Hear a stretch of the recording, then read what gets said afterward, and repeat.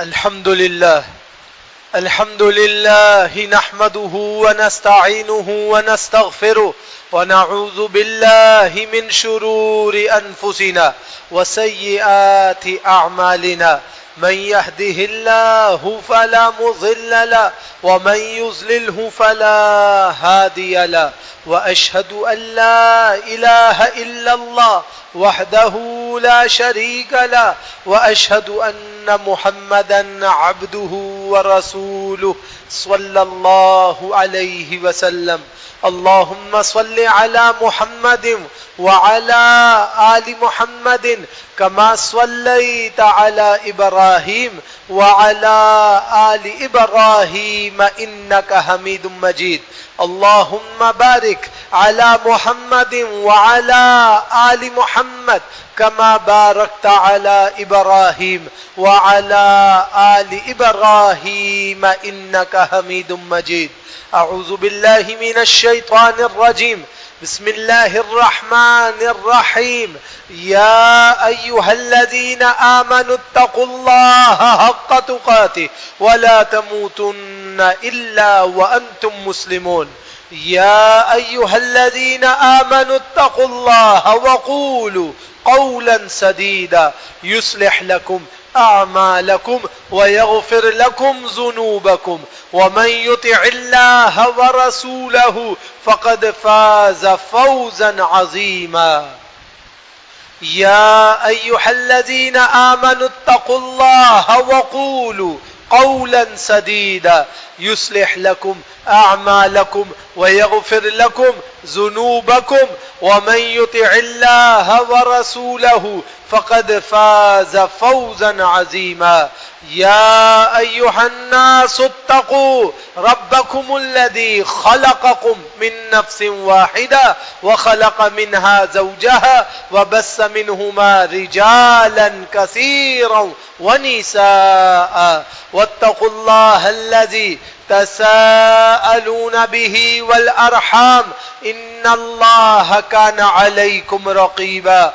وقال النبي صلى الله عليه وسلم فإن خير الحديث كتاب الله وخير الحدي حدي محمد صلى الله عليه وسلم وشر الأمور محدثاتها وكل محدثة بدعة وكل بدعة ضلالة وكل ضلالة في النار.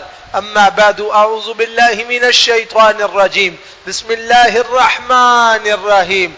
فإن آمنوا بمثل ما آمنتم به فقد اهتدوا وإن تولوا فإنما هم في شقاق فسيكفيكهم الله وهو السميع العليم. اما بعد، انتہائی مختصر سی حمد و صلات کے بعد سورۃ البقرہ آیت نمبر 137 آپ کے سامنے پڑھی ہے.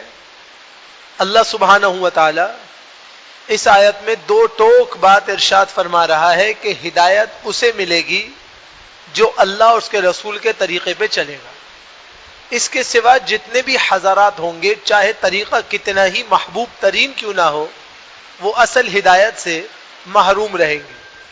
اللہ فرماتا ہے فَإِنْ آمَنُوا بِمِثْلِ مَا آمَنْتُمْ بِهِ فَقَدْ اهْتَدَوْا.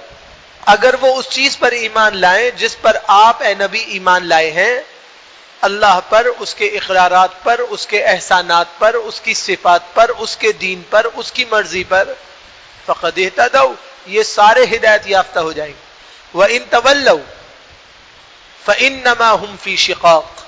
اور اے اللہ کے نبی یہ بات بھی سمجھیے کہ اگر وہ پھر جائیں، پلٹ جائیں، تو محض ایک مخالفت میں پڑے ہوئے ہیں، اس کے سوا وہ کچھ نہیں بگاڑ سکتے.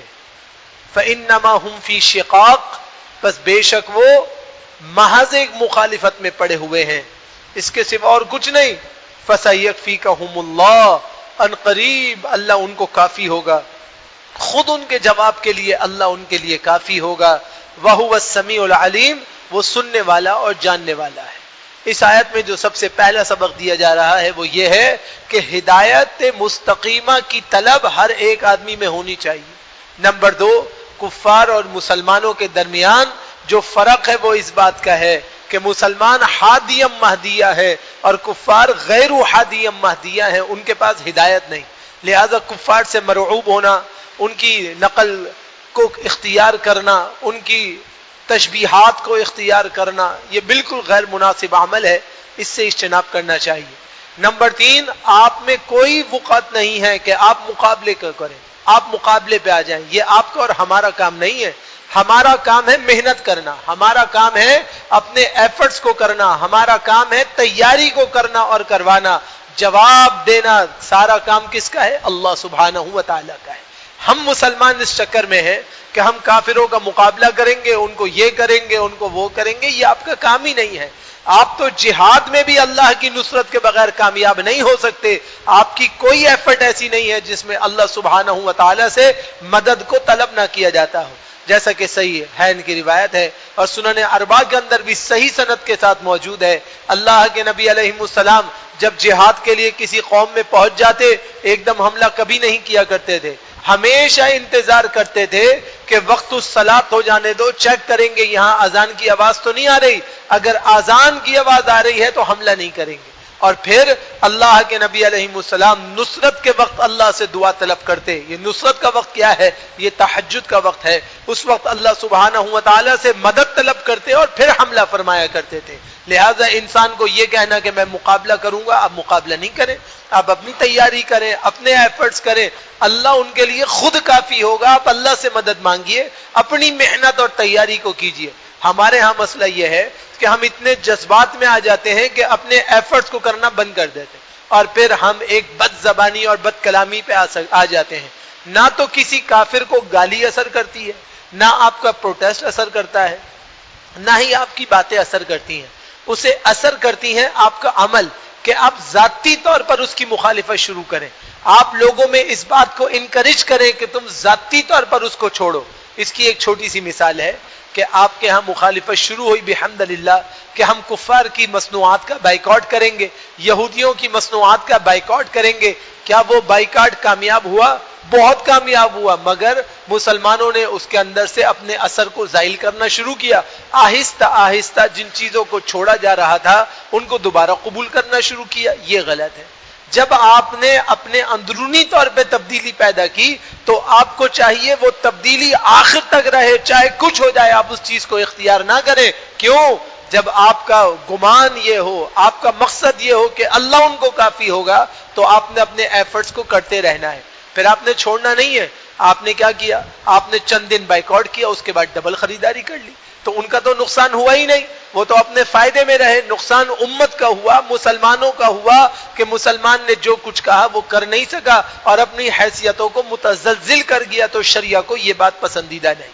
اللہ فرماتا ہے وَهُوَ السَّمِيعُ الْعَلِيمُ، اللہ تمام باتوں کو سننے والا ہے اور تمام باتوں کو جاننے والا ہے. لہذا اللہ سبحانہ و تعالیٰ کی تعلیمات کو قبول کرنے کا وقت ہے اور اپنے آپ کو انتشار اور اختلاف سے بچانے کی ضرورت ہے. سورہ ہجر آیت نمبر 9 اللہ سبحانہ و تعالیٰ فرما رہا ہے اِنَّا نَحْنُ نَزَّلْنَا الذِّكْرَ وَإِنَّا لَهُ لَحَافِظُونَ. یہ جو ذکر قرآن ہے نا، یہ ہم نے اتارا ہے. اس میں کوئی امائنڈمنٹ اپنی مرضی سے نہیں کر سکتا ہے اور نہ ہی اس کے اندر کسی کے اندر اتنی صلاحیت ہے کہ وہ اس کے اندر کوئی تبدیلی کر سکے. وَإِنَّا لَهُ لَحَافِظُونَ، بے شک ہم ہی اس کی حفاظت کریں گے. یہ صرف قرآن کے ساتھ نہیں، یہی حکم حدیث کے ساتھ بھی ہے، یہی حکم دین متین کے ساتھ بھی ہے کہ اس میں کوئی تبدیلی نہیں کی جا سکتی. اب ایک سوال پیدا ہوا کہ قرآن کریم میں تو تحریفات آئے دن ہوتی رہتی ہیں. قادیانی بہت سی کمپنیز ہیں وہ قرآن کریم کو پبلش کرتی ہیں اور لوگوں میں پرموٹ کرتی ہیں. تو اگر قرآن میں امائنڈمنٹس نہیں ہو سکتی تو پھر یہ پرموشنز کو کیوں روکنے کا کہا جاتا ہے؟ دیکھیے قرآن کریم کی عبارات، اس کے الفاظ میں کوئی تبدیلی نہیں کر سکتا. اس کی جو تشریحات ہیں، جو اس کی وضاحتیں ہیں، جو اس کے تراجم ہیں، جو اس کی تفہیمات ہیں، اس میں بریکٹائز کر کے نشانات لگا کر اس کی تشریح اپنے مطلب کی جاتی ہے. یہ اس کے اندر تبدیلیاں متوقع ہو سکتی ہیں. تو اللہ نے اس کا حل بتا دیا کہ اللہ سبحانہ و تعالیٰ اسے ایکسپوز کرتا رہے گا اور لوگوں کے سامنے لاتا رہے گا اور ایمان والوں کو چاہیے کہ ایمان والے اس کو ختم کرتے رہیں. اسی طرح حدیث کی مثال ہے کہ صحیح حدیث آپ کے سامنے واضح صراحت کے ساتھ رہے گی. من گھڑت حدیثیں آتی رہیں گی، لوگ تحقیقات کرتے رہیں گے، اس کو پرموٹ کرتے رہیں گے، سامنے لاتے رہیں کہیں گے تو آپ کا کام کیا ہے کہ آپ جب وہ ایکسپوز ہو جائے تو آپ اس سے اپنے آپ کو بچائیں اور تعلیمات شریعہ کے موافق عمل کریں. اللہ سبحانہ و تعالیٰ اس بات کو چاہتا ہے. پھر دین متین میں اختلاف کیوں ہے؟ تو یہ بات بھی سمجھ لیجئے کہ دین متین میں کوئی اختلاف نہیں. یہ اختلاف لوگوں کی ذات کا بنایا ہوا ہے, لوگوں کے دماغ کا فطور ہے کہ وہ ایسے اور وہ ایسے. مسلمان یا تو مسلمان ہوتا ہے یا غیر مسلمان ہوتا ہے. مسلمان بیچ میں کوئی دوسری راستہ نہیں ہوتا. ایک آدمی کا یہ کہنا کہ جی وہ مسلمان بھی ہے مگر وہ کافر بھی ہے, وہ آدھا مسلمان اور آدھا کافر ہے, ایسی کوئی نوعیت نہیں ہے. یا تو کوئی مسلمان ہے یا مسلمان نہیں ہے. یہ جو اختلافات بیچ میں ڈالے جاتے ہیں کہ جی وہ ایسا اور وہ ایسا, یہ فقہی اختلافات ہیں جو تنوعات ہیں, یعنی لوگوں کی تشریحات ہیں. اب اس میں ایک دوسرے پر اختلاف کرتے ہوئے کفر کا فتویٰ لگا دینا یہ غلط بات ہے. جو مسلمان ہے اس کے اسلام کا تحفظ کرنا اور اس کے اسلام کی قدر کرنا ہم سب پر واجب الامر ہے. لہذا انسان کو چاہیے کہ ان اختلافات میں نہ پڑے. جب وہ اللہ اس کے رسول کی بات کرتا ہو, صحیح بات کو آگے پرموٹ کرتا ہو, تو پھر یہ نہ دیکھے کہ اس کی کون سی قسم سے وہ تعلق رکھتا ہے, اس کی بات میں اس کی محافظت اور تنوعت اور اس کے ساتھ تعاون کی کوشش کرے. اللہ سبحانہ و تعالیٰ فرماتا ہے سورہ نحل آیت نمبر 44, وَأَنزَلْنَا إِلَيْكَ الذِّكْرَ لِتُبَيِّنَ لِلنَّاسِ مَا نُزِّلَ إِلَيْهِمْ وَلَعَلَّهُمْ يَتَفَكَّرُونَ. اے نبی, ہم نے آپ پر یہ ذکر قرآن جو نازل کیا ہے, یہ اس لیے نازل کیا ہے تاکہ آپ لوگوں کے سامنے پڑھ پڑھ کے سنائیں. قرآن کی اتنی مجلسیں ہونی چاہیے, اتنا قرآن پڑھنا پڑھانا چاہیے, اتنا سیکھنا سکھانا چاہیے کہ ہر گھر میں قرآن کریم کی محافلوں کا انعقاد کیا جا رہا ہو اور قرآن کریم کو سمجھنے کی مجلسیں ہوں, قرآن کریم کو پڑھنے کی مجلسیں ہوں, قرآن کریم پر عمل کی مجلسیں ہوں. تو فرمایا کہ ہم نے یہ اس لیے نازل کیا تاکہ آپ لوگوں کے سامنے اسے پڑھ پڑھ کے سنائیں جو کچھ ان کی طرف نازل کیا گیا ہے, شاید وہ غور و فکر کریں. اللہ سبحانہ و تعالیٰ تو جانتا ہے کہ کون مانے گا اور کون نہیں مانے گا, اسی لیے اللہ سبحانہ و تعالیٰ نے فرمایا لعلہم یتفکرون, شاید کہ تمہارے گمان کے مطابق وہ غور و فکر کر کے صحیح راستے پہ آ جائیں, تم اپنا کام کرو. یہاں پہ مسلمان کو تربیت کی جا رہی ہے اور اشارہ کیا جا رہا ہے کہ بھائی جو تم اتنے بڑے بڑے ایک دوسرے کے مخالفت میں علم اٹھا لیتے ہو, کیا تم نے ایک دوسرے کو سمجھانے کے لیے قرآن کی دعوت دی؟ کیا لوگوں کو قرآن و حدیث کی طرف مدعو کیا؟ کیا لوگوں کو قرآن و حدیث کا مطلب سمجھایا؟ آپ ایک عام آدمی سے پوچھ لیجئے کہ بھائی آپ دنیا میں کیوں آئے ہیں, وہ کہے گا پتہ نہیں. بھائی آپ کا دنیا میں آنے کا مقصد کیا ہے؟ پتہ نہیں. اللہ آپ سے کیا کہتا ہے؟ پتہ نہیں. قرآن کو پڑھا ہے, نماز تو پڑھ رہا ہے ماشاءاللہ ماشاءاللہ جتنی اس کے پاس صحت اور طاقت ہے, مگر اللہ سبحانہ و تعالیٰ اس سے کیا فرما رہا ہے یہ اس کو پتہ نہیں. تو یہ کیوں پتہ نہیں؟ یہ اس لیے پتہ نہیں کہ ہماری جو دعوت ہے اس کے اندر ہماری محنت کم ہے. ہم قرآن کریم کی طرف دعوت نہیں دے رہے, ہم قرآن کریم کی طرف لوگوں کو مدعو نہیں کر رہے, ہم قرآن کریم کو لے کر لوگوں کے سامنے نہیں جا رہے کہ بھائی یہ تو اللہ کی بات ہے, میری بات نہیں ہے, میری بات چھوڑ دو, اللہ کی بات پکڑ لو. تو پھر انشاءاللہ تعالی اختلافات ختم ہو سکتے ہیں. اللہ نے خود بتایا کہ اختلاف اگر کبھی ختم ہوگا تو وہ صرف اور صرف وہی پر ختم ہوگا, اس کے سوا کسی چیز پہ ختم نہیں ہوگا. آپ کچھ کہیں گے, میں کچھ کہوں گا, لیکن اللہ کی وحی اس کے رسول کی زبان سے نکلی ہو یا اللہ نے خود قرآن میں نازل کی ہو, یہ ایک ایسی چیز ہے جس پر اختلافات کو ختم کیا جا سکتا ہے. تو انسان کو چاہیے کہ انسان قرآن اور حدیث کی دعوت لے کر کھڑا ہو اور قرآن اور حدیث کی بات کرے اور قرآن اور حدیث کی طرف اشارات کرے تو کامیاب ہوگا. آج ہمارے ہاں ایک رواج چلا ہے کہ ہم علماء کے اقوالات کو ترجیح دیتے ہیں اور ہر جگہ علماء کی کتابیں پڑھائی جاتی ہیں, کوئی حرج نہیں ہے, کوئی پڑھنا چاہے پڑھے, پڑھانا چاہے پڑھائے, لیکن اصل کیا ہے؟ اصل ہے اللہ کی کتاب, اس کو پڑھنے کے ساتھ ساتھ جو پڑھنا ہے پڑھو. اصل ہے نبی کا فرمان, اس کو پڑھو, اس کے ساتھ جو پڑھنا ہے پڑھو, کوئی حرج نہیں ہے, لیکن اصل تو پڑھو. ہمارے ہاں قرآن اور حدیث کو چھوڑ کے جو باقی چیزوں کو پرموٹ کیا جا رہا ہے یہ بات مناسب نہیں, یہ سلف صالحین کا طریقہ ہی نہیں. حضرات صحابہ اکرام قرآن اور حدیث کے علاوہ کسی بات کو ترجیح نہیں دیتے تھے. تو آج ہماری نوعیت بھی ہونی چاہیے کہ دعوت بھی قرآن و حدیث, عمل بھی قرآن و حدیث, اخلاق بھی قرآن و حدیث, طریقت بھی قرآن و حدیث, ہر شے میں قرآن اور سنہ ہونی چاہیے, تو انسان کامیاب اور کامران ہوگا. ایک چھوٹی سی مثال دیکھیے, آج کل خطبہ کا انداز ہوتا ہے, مجھ سے بھی بڑی بڑی غلطیاں ہوتی ہیں, اللہ تعالیٰ مجھے بھی معاف فرمائے. ایک صحابی رسول مسجد میں آئے, دیکھا کہ خطیب صاحب خطبہ دے رہے ہیں. اب جب خطیب صاحب خطبہ دے رہے ہیں تو وہ کبھی دائیں ہاتھ سے اشارہ کرتے ہیں, کبھی بائیں ہاتھ سے, کبھی دونوں ہاتھوں سے, وہ جذبات میں تھے, اشارہ کر رہے ہیں اور سارے کے سارے ہاتھ چل رہے ہیں. انہوں نے کہا دیکھو تمہارا یہ عمل قرآن اور حدیث کے خلاف. اب تقریر میں کیا مسئلہ ہے؟ ہے, اللہ نے اس کے رسول نے ہر چیز سکھائی ہے نا, تو اسی کے مطابقت میں چلنا ہے. فرمایا کہ آپ کا یہ طریقہ شریعت کی خلافت میں ہے, یہ شریعت کے برخلاف ہے, آپ کا یہ عمل بالکل مناسب نہیں ہے. انہوں نے پوچھا جی کیوں مخالفت کرتے ہیں, میں کیوں آپ کی بات سنوں؟ انہوں نے کہا آپ اس لیے بات سنیں کہ رسول اللہ صلی اللہ علیہ وسلم دائیں ہاتھ کو اٹھاتے تھے اور بسا اوقات دائیں ہاتھ کی ایک انگلی سے اشارہ کرتے تھے, بسا اوقات دائیں ہاتھ کو اٹھاتے تھے, اس کے سوا اللہ کے نبی دونوں ہاتھوں کو نہیں اٹھاتے تھے. جب اس خطیب نے ضد کی اور بحث کی کہ نہیں اس میں کوئی حرج نہیں ہے, تو صحابی رسول نے وہاں سے یہ کہہ کر معذرت چالی کہ بھائی میرا ان جاہلوں کے ساتھ گزارا نہیں ہوگا, نہیں مان رہا کوئی بات نہیں, میں الگ ہو جاتا ہوں. وہ چلے گئے وہاں سے. ایک آدمی مسجد میں آیا, کون تھے وہ؟ صحابی رسول تھے, سنن اربعہ کی صحیح روایت ہے. نماز کے بعد ایک آواز لگائی گئی الصلاۃ الجامعہ, چلو بھائی چلو نماز کے لیے چلو, نماز کھڑی ہونے والی ہے. ایک آدمی یہ ہے باتوں میں مشغول ہے, اس کو آپ نے کہا چل بھائی صاحب نماز کے لیے آ جاؤ, وہ بے توجہ ہے, یہ الگ بات ہے. اب مسجد میں آواز لگائی گئی, اذان ہو گئی, اور پھر آواز لگائی گئی بھائی چلیے نماز کے لیے آ جائیے, نماز کھڑی ہونے والی ہے. صحابی رسول نے یہ بات سنی, ان کو نظر نہیں آتا تھا. انہوں نے اپنے خادم سے کہا یہ کیا ہو رہا ہے, لوگ کیا کر رہے ہیں؟ انہوں نے کہا جی ایک آواز لگائی گئی ہے, تصویب کہتے ہیں اس کو عربی زبان میں. تصویب کے دو معنی, نمبر ایک الصلاۃ خیر من النوم, اور نمبر دو الصلاۃ الجامعہ. کہا یہ تصویب کیوں کی جا رہی ہے؟ کہا یہ اس لیے کی جا رہی ہے کہ لوگ نماز کے لیے آ جائیں. تو پھر کہا اذان کس لیے دی تھی؟ اگر اذان کا کوئی مقصد ہی نہیں بنتا تھا تو پھر یہی کہتے رہتے الصلاۃ الجامعہ. بھائی اذان کیوں کہی؟ جب اذان کہی تو اس کی ضرورت نہیں ہے, مجھے یہاں سے باہر نکالو, یہ بدعتیوں کا عمل ہے, یہاں پہ بدعات ہو رہی ہیں, میرے لیے یہ عمل مناسب نہیں. عمل کرنے والا کون ہے؟ صحابی رسول ہے, عام آدمی نہیں ہے. اب میں اگر یہ عمل کروں تو مجھے زیب اس لیے نہیں دیتا کہ میرا کیا عمل قرآن و سنت کی مطابقت میں ہے, یہ مجھے خود پہلے سوچنا چاہیے. آج ہمارے ہاں کیا ہے کہ ہم ذرا سی بات پہ غصہ ہو جاتے ہیں, ذرا سی بات پہ قبیح الفاظ کہہ دیتے ہیں, ذرا سی بات پہ ہم اتنے ناراض ہوتے ہیں کہ فاسق اور فاجر تک بنا دیتے ہیں. یہ بات مناسب تھوڑی ہے, یہ اسلام کا طریقہ ہی نہیں ہے, یہ اسلام کا عمل ہی نہیں ہے. اسلام کا عمل کیا ہے؟ قرآن اور سنت کے مطابقت میں اپنے عمل کو داخل کیجئے. ہاں کوئی صاحب عمل ہے, صاحب علم ہے, صاحب قرآن ہے, صاحب سنت رسول ہے, وہ اگر اختلاف کرے تو جچتا ہے کہ بھائی آپ کی بات غیر دلیل والی ہے, یا تو دلیل کی مطابقت کرو یا پھر ہمیں اجازت دے دو.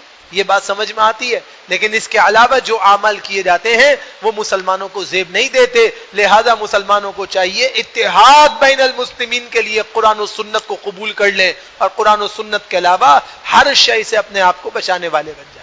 اللہ سبحانہ و تعالی فرماتا ہے سورہ طلاق آیت نمبر 10 اور 11, قد انزل اللہ الیکم ذکرا رسولا یتلو علیکم آیات اللہ مبینات لیخرج الذین آمنوا وعملوا الصالحات من الظلمات الی النور. اللہ سبحانہ و تعالی نے فرمایا کہ اللہ نے اے نبی آپ کی طرف ایک جو نصیحت نازل کی ہے نا, قرآن کو ذکر کیوں کہتے ہیں؟ ذکر زال کے ذیل کے ساتھ مطلب ہوتا ہے نصیحت. اس قرآن میں ہر ایک کے لیے نصیحت ہے, اور یہی زال کے زبر کے ساتھ ذکر ہو جائے تو مراد ہے انسانی مرد کی شرمگاہ. تو اللہ نے فرمایا کہ یہ ذکر ہے, یہ نصیحت ہے, یہ اللہ سبحانہ و تعالی کی طرف سے تمہارے پاس ایک بیسک ایلیمنٹ ہے. رسول یتلو علیکم آیات اللہ, اللہ نے ایسے پیدر پہ رسول تم پر بھیجے جو تم پر اللہ کے احکام پڑھ کے سناتے ہیں. اللہ کے احکام کون سے ہیں؟ مبینات, جو کھول کر وضاحتوں کو فراہم کرنے والے ہیں. اللہ کی کتاب بند نہیں ہے. یہ ایک عام مشہور بات ہے کہ ترجمہ لفظی پڑھنے سے انسان گمراہ ہوگا, کبھی بھی نہیں ہوگا. اس لیے کہ یہ تو قرآن وہ ہے جو چیزوں کو کھول کر بیان کرتا ہے, اس میں اختلاف کی نوعیت ہی نہیں ہے. یہ ضرور ہے کہ بس اوقات ایسا ہوتا ہے کہ اللہ سبحانہ و تعالی نے کوئی آیت کسی مقصد کے لیے اور کوئی آیت کسی ترتیب کے ساتھ نازل فرمائی ہے, تو ان کے ربط میں فرق ہوتا ہے, ان کی ترتیب میں فرق ہوتا ہے. اب اس آیت کو دوسری آیت سے جوائنڈر کہاں ملانا ہے, یہ اللہ سبحانہ و تعالی نے اپنے نبی کے ذریعے واضح فرما دیا ہے. لہذا انسان اس کو قبول و منظور کرے, اتنا ضرور ہے. اس کے علاوہ قرآن میں کہیں اختلاف نہیں. اب جب ہم قرآن کو اختلاف ہونے کی وجہ سے چھوڑ دیں گے اور اس کو بغیر علم کے پڑھنے سے چھوڑ دیں گے اور بغیر عالم کے پڑھنے سے چھوڑ دیں گے, تو نقصان کیا ہوگا؟ نقصان یہ ہوگا کہ ہمیں آلٹرنیٹیوز تو چاہیے, پھر ہم کس طرف جائیں گے؟ ہم سوشل میڈیا ایکٹیویزم کی طرف جائیں گے، اور جب ہم سوشل میڈیا ایکٹیویزم کی طرف جائیں گے تو قرآن و سنت کو چھوڑ کر غیر قرآن اور غیر سنت کو تشبیہاً قبول کریں گے، اور اللہ سبحانہ و تعالیٰ کی معرفت کا ادراک کرنے کے بجائے اللہ سبحانہ و تعالیٰ کی نصرتوں سے محروم ہو جائیں گے۔ اسی لیے فرمایا رسولا یتلو علیکم آیات اللہ، اللہ نے تم پر ایک ایسا رسول بھیج دیا ہے جو تم پر اللہ کے احکام کو کھول کھول کر واضح کرتا ہے۔ یہ مبینات جو ہے نا، یہ آیات اللہ کے ذیل میں اس کے مصداق میں ہے کہ اللہ کے ایسے احکام کو کھول کر بیان کرتا ہے جو اس سے پہلے تم نہیں جانتے تھے۔ کیوں نازل کرتا ہے، کیوں بیان کرتا ہے، کیوں کہتا ہے لیخرج الذین آمنوا، تاکہ ایمان والوں کو باہر نکالے، وعاملوا الصالحات، اور جو تم میں نیک صالح اعمال کرنے والے ہیں انہیں باہر نکالے۔ کہاں سے؟ من الظلمات الی النور، اندھیروں سے روشنی کی طرف نکالے۔ اندھیرا کیا ہے؟ ہمارے جو اعمال بد ہیں وہ اندھیرا ہے، ہماری جو برائیاں ہیں وہ اندھیرا ہے، یہ فسق و فجور جو ہے یہی تو اندھیرا ہے۔ اللہ سبحانہ و تعالی اپنے پیارے حبیب جناب محمد الرسول اللہ صلی اللہ علیہ وسلم کے مطابق ارشاد فرما رہا ہے کہ یہ جو انسان قیامت کے دن سیاہ چہرے والے ہوں گے، یہ سیاہ چہرے ان کی بدعمالیوں کی وجہ سے ہوں گے کہ ان کا نور چھن جائے گا، اور جو باعمل ہوں گے ان کے عمل صالحہ کی وجہ سے وہ پر نور ہوں گے اور انتہائی چمک والے ہوں گے۔ غرب محجلین من آثار الوضوء، وضو کے آثار سے ایسے چمک رہے ہوں گے جیسے 14ویں کا چاند چمکتا ہے۔ یہ اللہ سبحانہ و تعالیٰ کی نوعیت ہوگی۔ اسی لیے جناب رسول اللہ صلی اللہ علیہ وسلم نے فرمایا کہ حجر اسود جب اللہ سبحانہ و تعالیٰ نے دنیا میں اتارا تو وہ سفید اور چمکدار تھا، پھر تمہارے گناہوں کی وجہ سے اللہ نے اسے سیاہ کر دیا، اب وہ ڈارک براؤن ہے، براؤنش کلر کا ہے، یعنی وہ ایسا ڈارک براؤن ہے جیسا کہ زرقون کا کلر ہوتا ہے، اس طرح سے اس کا ڈارک براؤن کلر ہو گیا۔ یہ آپ کے اور ہمارے گناہوں کی وجہ سے اللہ نے اسے کر دیا، ورنہ وہ چمکتے ہوئے ہیرو سے بھی زیادہ چمکدار تھا۔ اللہ سبحانہ و تعالیٰ نے اسے اتنا عمدہ دنیا میں اتارا تھا۔ تو اللہ کہتا ہے کہ اگر تم اعمال صالحہ کرو گے ایمان لانے کے ساتھ ساتھ تو یہ قرآن تمہیں اندھیروں سے روشنی کا سفر کرا دے گا اور تمہیں مشکلات سے حل کی طرف لے جائے گا اور تمہارے لیے رحمت الہیہ کے دریچوں کو کھول دے گا۔ ہمارے ہاں بہت بڑا مسئلہ یہ ہے کہ ہم ہر چیز کو اپنے دماغ سے سوچتے ہیں، یہ بات صحیح نہیں۔ آپ کو اور ہمیں کیا چاہیے؟ ہم اس کو اسی طرح سوچیں جیسے شریعت نے سوچنے کا آرڈر کیا ہے۔ ایک بات میری سمجھ میں نہیں آ رہی تو ضروری تو نہیں ہے کہ آپ کی سمجھ میں بھی نہ آئے، اگر آپ کی سمجھ میں نہیں آ رہی تو ضروری تو نہیں ہے کہ میری سمجھ میں بھی نہیں آئے۔ ہمیں چاہیے کہ ہم دین کو سیکھیں، جو غیر مختلف فیہ چیزیں ہیں اس کو سیکھیں، اس کو اپنی زندگی میں امپلیمنٹیشن کریں تاکہ اللہ سبحانہ و تعالیٰ کی نصرتوں میں داخل ہو سکیں۔ اسی لیے سورہ احزاب آیت نمبر 34 اللہ فرماتا ہے وَاذْكُرْنَ مَا يُتْلَى فِي بُيُوتِكُنَّ مِنْ آيَاتِ اللَّهِ وَالْحِكْمَةِ إِنَّ اللَّهَ كَانَ لَطِيفًا خَبِيرًا۔ اللہ سبحانہ و تعالیٰ کیا چاہتا ہے؟ تمہارے گھروں میں اللہ کی جن آیات اور دانائی کی باتوں کی تلاوت کی جاتی ہے انہیں خوب یاد کرو۔ یہ دانائی کی باتیں کیا ہیں؟ حدیث شریف ہے، یہ اللہ کے نبی کا فرمان ہے، یہی تو حکمت ہے، یہی تو اصل راس الحکمہ ہے۔ کیا حکمت کی جڑ ہے؟ حدیث حکمت کی جڑ ہے۔ جو قرآن اور حدیث گھروں میں پڑھا جاتا ہے اللہ چاہتا ہے تم اسے یاد کرو۔ بے شک اللہ ہمیشہ سے نہایت باریک بین ہے اور پوری خبریں رکھنے والا ہے۔ اللہ سبحانہ و تعالیٰ تو باخبر ہے ہر چیز سے، ہم لوگ بے خبر ہو گئے، ہم اپنے اصل سے محروم ہو گئے۔ ایک بچے کو اکیڈمک ایئر میں داخل کیا جاتا ہے، اسکول میں داخل کیا جاتا ہے، اس کو کتابیں کاپیاں سب دلوا دی جاتی ہیں اور بیگ ایک کسی کبرڈ میں لاک کر دیا جائے اور کہا جائے کہ بس یہ سال کے بعد پوری تعلیم حاصل یافتہ ہونا چاہیے۔ کیسے حاصل کرے گا؟ آپ نے تو اس کے بیگ کو کبرڈ میں لاک کر دیا، آپ نے اس کی اساسیت کو، اس کے سلیبس کو، اس کے جو بھی مینشن آف پارٹس ہیں اس کو آپ نے کیا کیا؟ الماری میں لاک کر دیا۔ جب اس کے پاس کتاب ہوگی نہیں، علم ہوگا نہیں، نصرت ہوگی نہیں، دلیل ہوگی نہیں، سیکھے گا کیسے؟ یہی ہمارا عمل ہے کہ ہم نے قرآن کریم اور حدیث شریف کو تو اٹھا کے رکھ دیا میرے بھائی باکسز میں، الماریوں میں لاک کر دیا۔ اب جب ہم قرآن و سنت کے علاوہ چاہتے ہیں کہ ہمیں حکمت مل جائے تو کیسے ملے گی؟ قرآن و سنت کے بغیر تو حکمت نہیں ملے گی۔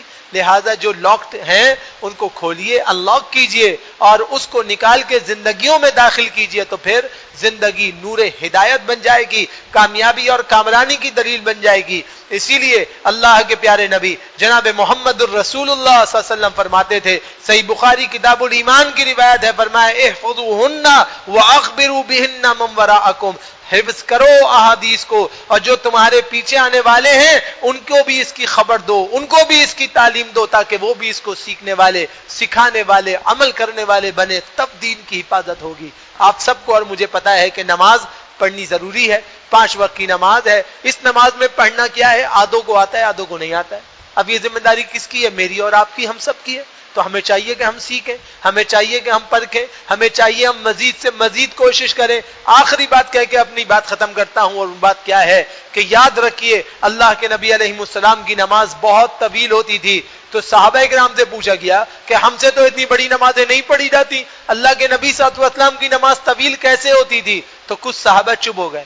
ایک صحابی نے اس کا جواب دیا۔ وہ جواب کیا ہے؟ وہ جواب سنن اربعہ میں ہے کہ جب بھی اللہ کے نبی علیہ السلام نماز پڑھتے تھے یسمع من آیاتنا، اللہ کے نبی ہمیں کچھ باتیں سنوایا کرتے تھے۔ کیوں سنوایا کرتے تھے؟ بتایا کرتے تھے میں چپ نہیں کھڑا ہوا ہوں، میں یہ دعا پڑھ رہا ہوں، میں یہ آیت پڑھ رہا ہوں، میں یہ لفظ پڑھ رہا ہوں، تاکہ تم بھی پڑھو پیچھے اور یاد کرو اور سیکھو۔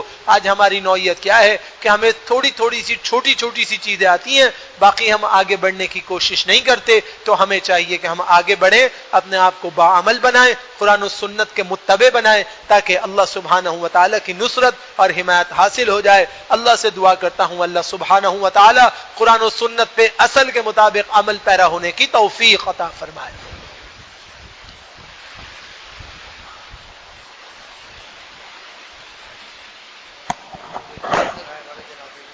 کس کا محمدی میں ہو گیا؟ دعا کرا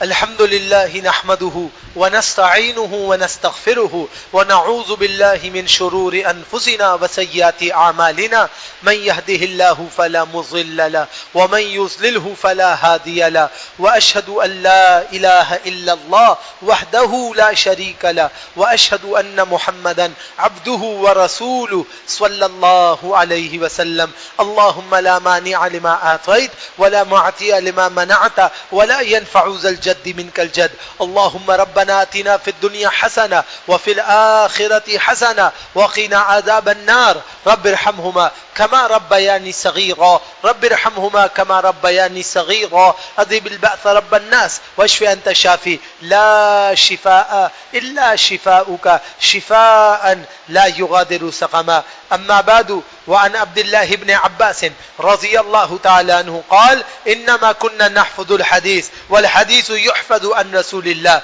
صلى الله عليه وسلم وبعد۔ جناب عبداللہ بن عباس رضی اللہ تعالیٰ عنہ، جن کو مفسر قرآن بھی کہتے ہیں، اور صحابہ اکرام میں سب سے زیادہ قرآن کریم کا جو یاد کرنا اور سمجھنے کی صلاحیت اللہ سبحانہ و تعالیٰ نے اپنے اس صحابی کو دی ہے اور کسی کے پاس نہیں تھی۔ جناب عبداللہ بن عباس رضی اللہ تعالیٰ عنہ چھوٹی ہی عمر میں قرآن کریم کے حافظ بنے، اور قرآن کریم کی انہوں نے صحیح تربیت اور معلومات اللہ کے پیارے حبیب جناب محمد الرسول اللہ صلی اللہ علیہ وسلم سے حاصل فرمائی۔ فرماتے ہیں بے شک ہم حدیث کو حفظ کر لیا کرتے تھے، اور حدیث تو رسول اللہ صلی اللہ علیہ وسلم سے ہی حفظ کی جاتی ہے، کسی اور سے حفظ نہیں کی جا سکتی۔ اشارہ کیا ہے؟ اشارہ اس بات کی طرف ہے کہ جو جناب رسول اللہ کا فرمان ہے نا، وہی حفظ کرنا فائدہ مند ہے۔ اس کے علاوہ آپ دنیا کی ساری کتابیں یاد کر لو، کوئی فائدہ نہیں دے گا، کوئی فائدہ نہیں ہوگا، کوئی ثواب وواب نہیں ملے گا۔ ثواب اسی کا ملے گا جو شریعت کی مطابقت میں ہو، رسول اللہ کی مطابقت میں ہو، اللہ اس کے رسول کی بات ہو، وہ ثواب دے گی، باقی کوئی چیز ثواب نہیں دے گی۔ تو ہمیں کیا چاہیے کہ ہم قرآن کے ساتھ حدیث کو یاد کرنے کی کوشش کریں۔ دیکھیں آپ ایک ایسے معاملے میں داخل ہیں، ایسی عمر اور صحت کے اندر داخل ہیں، مصروفیت میں داخل ہیں کہ آپ اسانید یاد نہیں کر سکتے۔ حدثنا فلان ابن فلان الی آخرہ ہی آپ کے بس کی بات نہیں ہے۔ آپ نے کیا یاد کرنا ہے؟ آپ نے رسول اللہ کے متن کو یاد کرنا ہے، رسول اللہ کے قول کے اندر جو مقصد ہے اس مقصد کو یاد کرنا ہے۔ کیسے؟ دعا ہے وہ دعا یاد کیجئے، کوئی خیر کی بات ہے وہ خیر کی بات یاد کر لیجئے. پوری حدیثیں یاد کرنا نہیں ممکن ہے, ٹکڑے تو یاد کر سکتے ہیں نا, ایک ایک ٹکڑا یاد کر سکتے ہیں. جیسے الطہور شطر الایمان, اس طرح کا مختصر ٹکڑا آپ سے اگر یاد ہو جائے تو یہ یاد کرنے والوں کی کیا فضیلت ہے جس نے 40 احادیث یاد کی اور اس کو نہیں بھلایا. اللہ کے پیارے نبی علیہ الصلوۃ والسلام فرماتے ہیں وجبت لہ الشفاعہ, اس کے اوپر میری شفاعت واجب ہو گئی. اب آپ سوچئے کہ اگر آپ نماز عین سنت کے مطابق پڑھ لیں تو آپ 40 سے زیادہ دعائیں ٹوٹل نماز میں پڑھ لیتے. اگر ہم یہی یاد کر لیں تو یہ نماز ہی شفاعت کبریٰ کا سبب بنے گی. لیکن تھوڑی سی محنت کرنی ہے کہ جہاں ہم ایک دعا پڑھتے ہیں ہم ایک کی جگہ 2 دعا پڑھنا شروع کریں, 2 کی جگہ 3 دعائیں پڑھنا شروع کریں. اگر آپ امامت کرا رہے ہیں تو نماز مختصر رکھیں, اور آپ انفرادی نماز پڑھ رہے ہیں, انڈیویجولی آپ عمل کر رہے ہیں, تو اپنی نماز کو کیا کریں, طوالت کریں. اللہ کے پیارے نبی جناب محمد الرسول اللہ صلی اللہ علیہ وسلم کی نماز میں اعتدال ہوتا تھا. کیسے؟ ہر جگہ کی دعائیں جو اللہ کے حبیب صلی اللہ علیہ وسلم نے سکھائی ہے, جب آپ ان کا اہتمام کرتے تھے تو نماز برابر ہو جاتی تھی. میری آپ کی طرح اونچ نیچ والی نماز نہیں ہوتی تھی. تو ہمیں کیا چاہیے کہ ہم نماز میں دعاؤں کا اہتمام شروع کریں, مسنون دعاؤں کا اہتمام شروع کریں. آج جگہ جگہ مختلف قسم کی عادیہ معروف لکھی ہوئی نظر آتی ہیں جو نہ قرآن سے ثابت ہے نہ حدیث سے ثابت ہے. ان کا کوئی فائدہ نہیں. آپ ان کو جتنا بھی رٹ لیں, جتنا بھی پڑھ لیں, ان کا کوئی فائدہ نہیں. درود جگہ جگہ لکھے ہوئے نظر آتے ہیں, من گھڑت ان کی فضیلتیں لکھی ہوئی نظر آتی ہیں. جتنا بھی پڑھ لیں, جتنا بھی یاد کریں, اس کا کوئی فائدہ نہیں. فائدہ اس چیز کا ہے جو قرآن اور سنت سے ثابت ہے. تو ہم اپنے عمل کے اندر قرآن اور سنت کو داخل کریں, اور جو قرآن اور سنت کے علاوہ ہے اس سے اپنے آپ کو باہر نکالیں, تاکہ ہم اللہ سبحانہ و تعالیٰ کی محبوبیت میں داخل ہو جائیں. محبوبیت میں داخل ہو جائیں. کب تک یہ فتنہ فساد رہے گا, وہ ایسا وہ ویسا؟ ارے اللہ کے بندو, ان سب باتوں کو چھوڑ دو. وہ جو بھی ہے اور جیسا بھی ہے وہ جانے, اس کا اللہ جانے. تم نے ٹھیکہ لیا ہے کیا؟ تم نے ٹھیکہ اس بات کا لیا ہے کہ تم خود کو گناہوں سے بچاؤ گے. کیا اس کے اندر آپ اور میں کامیاب ہوئے؟ اس میں ہم سب ناکام ہیں, سب ناکام ہیں, سب ناکام ہیں. ہم اپنے آپ کی اصلاح کے بجائے پوری دنیا کی اصلاح کے چکر میں نکل گئے. پہلے اپنی اصلاح, پھر لوگوں کو دعوت. اصلاح نہیں کر سکتے. اللہ کے نبی علیہ السلام پر اللہ نے حکم اتارا وما علینا الا البلاغ. آپ کے اوپر ڈیوٹی کیا ہے؟ ڈیوٹی ہے پہنچانا. وہ عمل کرے نہ کرے یہ آپ کا ایشو ہے ہی نہیں, وہ قبول کرے نہ کرے یہ آپ کا ایشو ہے ہی نہیں. آپ کا ایشو یہ ہے کہ آپ دعوت پہنچائیں اور بس خود عمل صالحہ کر کے دکھائیں. سب سے بڑی دلیل اللہ کے پیارے نبی جناب محمد الرسول اللہ صلی اللہ علیہ وسلم اور جناب ابو طالب کا مسئلہ ہے کہ ابو طالب نے ہر طرح ساتھ دیا, ہر طرح ساتھ دیا, آخری وقت تک ساتھ دیا. اور پھر جب دعوت توحید کو قبول نہیں کیا تو جناب علی رضی اللہ تعالیٰ عنہ نے آ کر اطلاع دی. سنن ابی داؤد کی روایت ہے کہ آپ کے بوڑھے چچا جو ہیں وہ فوت ہو گئے. آپ کے بوڑھے چچا فوت ہو گئے. یہ نہیں کہا میرا باپ مر گیا, میرے باپ فوت ہو گئے, کہا آپ کے بوڑھے چچا فوت ہو گئے. اللہ کے نبی علیہ السلام نے فرمایا جاؤ چند لوگوں کو لے جاؤ, ان کو دفنا کے عزت سے آ جاؤ اور پھر آن کے مجھ سے ملنا. اللہ کے نبی علیہ السلام کو کتنی تکلیف ہے, آخری وقت تک ایفرٹ کر رہی کہ کسی طرح سے مسلمان ہو جائے. اگر ہدایت دینا اللہ کے رسول کے ہاتھ میں ہوتا تو اسے کلمہ پڑھوا دیتے. اللہ نے دلیل دی, آپ اپنے ایفرٹس کرو, کوئی مانتا ہے مانے, نہیں مانتا ہے نہیں مانے, یہ آپ کا مسئلہ ہی نہیں ہے. ان چیزوں میں الجھنا بند کر دو کہ سامنے آمنے دائیں بائیں آگے پیچھے لوگ قبول نہیں کرتے. لوگوں کو چھوڑ دو, اپنے عمل کو مضبوط کرو, دعوت کو مضبوط کرو, اپنی دعوت میں قرآن اور سنت کو مزین کرو اور اپنی دعوت کو پرموٹ کرو. اللہ جس کے بارے میں خیر چاہے گا وہ قبول کرے گا, جس کے بارے میں خیر نہیں چاہے گا وہ قبول نہیں کرے گا. دلیل اس کی کیا ہے؟ سنن ابی داؤد میں روایت ہے اللہ کے نبی علیہ الصلوۃ والسلام کے پاس ایک صاحب آئے اور ان کے گھر والوں نے کہا کہ وہ مر گیا ہے. اللہ کے رسول نے کہا یہ اس کا انتقال نہیں ہوا, یہ بے ہوش ہے. واپس چلے گئے, پھر آئے, اس کے بارے میں ذکر کیا اللہ کے رسول فلاں بے ہوش, فلاں آدمی جو ہے جو بے ہوش تھا وہ مر گیا ہے. رسول اللہ صلی اللہ علیہ وسلم نے فرمایا وہ بالکل نہیں مرا ہے, جاؤ واپس جاؤ, اس کا کوئی انتقال نہیں ہوا. کتاب الجنائز میں روایت موجود ہے. تیسری مرتبہ ایک صحابی آیا, اس نے کہا جی وہ مر گیا ہے میری آنکھوں کے سامنے, اس نے خودکشی کی ہے, اس نے اپنے نیزے کا پیکان لیا اور اپنے آپ کو ذبح کر لیا ہے. اللہ کے نبی علیہ الصلوۃ والسلام نے کہا تم نے اپنی آنکھوں سے دیکھا ہے؟ کہا جی میں نے اپنی آنکھوں سے دیکھا ہے. اللہ کے نبی علیہ السلام نے کہا ٹھیک ہے جاؤ جا کے اپنے بھائی کا جنازہ پڑھو, میں اس کا جنازہ نہیں پڑھوں گا. اللہ کے نبی علیہ السلام نے جنازہ پڑھنے سے انکار کیا, لیکن مسلمانوں کو کہا کہ تم جنازہ پڑھ لو, وہ جانے اس کا عمل اللہ جانے. مسلمان تھا اس لیے جنازہ ہوا, لیکن رسول اللہ صلی اللہ علیہ وسلم نے جنازہ نہیں پڑھا. یہ کس بات کی طرف دلیل ہے کہ انسان سیدھا جنت کے راستے پر ہوتا ہے, آخری وقت میں تقدیر غالب آ جاتی ہے. اس کا اختتام کیسا ہوگا یہ اس کا رب جانتا ہے اور کوئی نہیں جانتا ہے. تو ہمارا اختتام کیسا ہوگا یہ بھی اللہ جانتا ہے.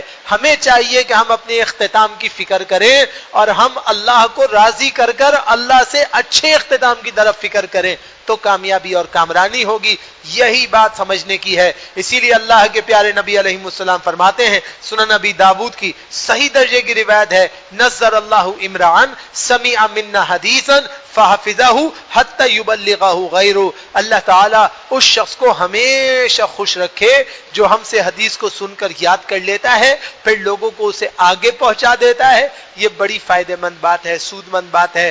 آج ایک اختلاف ہوتا ہے, اس کو اچھی طرح ذہن میں صاف کیجئے. وہ اختلاف کیا ہوتا ہے؟ آپ نے بچے کو مدرسے بھیجا, آپ کہتے ہیں یہ شیخ القرآن و سنہ بن کے باہر آ جائے. ایسا نہیں ہوتا. محنت خود کرنی پڑتی ہے, ساتھ خود دینا پڑتا ہے. مائیں باپ کیا رات کو بچے کے ساتھ تلاوت کرتے, کیا دعائیں پڑھتے, کیا ایک دوسرے سے ذکر کرتے, کیا کہتے ہیں مجھے یہ دعا سناؤ میں تمہیں دعا سناتا ہوں پڑھاتا ہوں؟ ایسا کام تو نہیں ہوتا. جتنے چھوٹے چھوٹے بچوں نے قرآن کریم حفظ کیا ہے چھوٹی عمروں میں, پنگوڑے کی عمر میں, گود کی عمر میں, ان سب کی مائیں لوریوں کی جگہ, گانوں کی جگہ اپنے بچوں کو تلاوتیں سنایا کرتی تھی.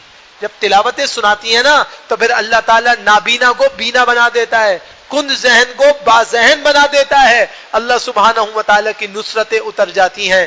ہم پورے دن غیر مناسب عمل کرتے ہیں اور چاہتے ہیں بچہ شیخ القرآن و سنہ بنے. اس کے لیے ہم سب کو خود بھی عمل کی ضرورت ہے, پھر ہماری بات جچتی ہے. میں یہ نہیں کہتا کہ آپ سوچنا بند کریں, میں کہتا ہوں ہم سب اپنی اصلاح کر لیں, ہم سب اپنے اندر تبدیلی پیدا کریں, ہم سب فضولیات سے بچ کر قرآن اور سنت کو اپنی زندگی کا محور بنانے کی کوشش کر لیں. تو انشاءاللہ تعالی زندگی میں بہت بہتری پیدا ہو جائے گی اور اللہ سبحانہ و تعالیٰ کی نصرتوں میں داخل ہونے والے بن جائیں گے. اللہ سے دعا کرتا ہوں رب ذوالجلال مجھے آپ کو ہم سب کو کما حقہ مکمل شریعہ پہ مضبوط عمل کرنے کی توفیق عطا فرمائے.